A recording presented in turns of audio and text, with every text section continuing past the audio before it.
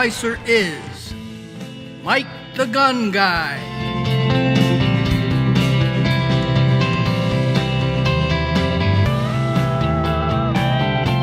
Hey, I'm Mike the Gun Guy, and today I want to talk about the one issue that really divides gun owners from non-gun owners.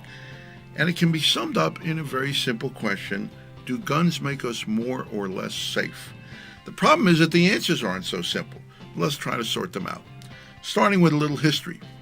We're the only country in the entire world that experienced an industrial revolution and at the same time conquered a frontier. Think about it. When the Industrial Revolution, which first started here, spread back to Europe, frontier zones in Germany, France, and England have been conquered and settled for more than 1,000 years. But while rifles coming off the world's first assembly line at the Springfield Arsenal, more than half the American continent was still unmapped. So it's easy to understand why Americans, from the beginning of the century, embraced their guns, because you really needed a gun if you were going to live or settle on the frontier. But that was then, and this is now. We can pretend that there were all kinds of wild, unsettled areas in the lower 48, but we know it's not true. So unless you're going to live in Alaska, if you want to carry or own a gun for self-defense, what exactly are we protecting ourselves from? It's a no-brainer to say that guns protect us from crime. But the truth is that violent crime, both against persons and property, is at an all-time low.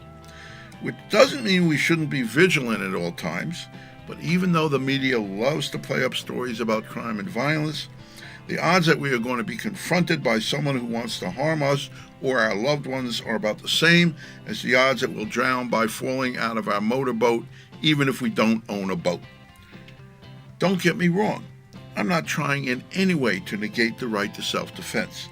But I think the issue of having a gun at the ready is not because we would be less safe without one, but because knowing that we have the ability to defend ourselves with a gun just makes us feel more secure. It's kind of like the difference between flying and getting into a car. I know all the statistics which prove that the odds of being killed in my car are much greater than the odds of being killed in a plane. Don't ask me why, don't ask me how. The moment that plane lifts off from the ground, a little voice inside me tells me I'm not in control. People who don't own guns have the same fears that we do.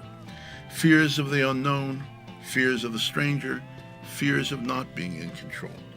Why do some of us feel more secure by getting our hands on a gun, while others believe that a gun won't help them feel safer at all?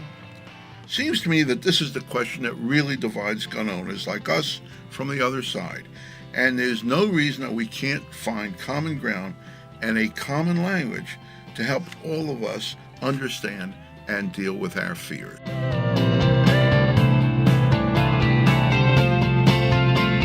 You can read Mike Weisser's blog at the Huffington Post, or you can visit him at his own website at www.mikethegunguy.com. This has been a Yankee Remedy production.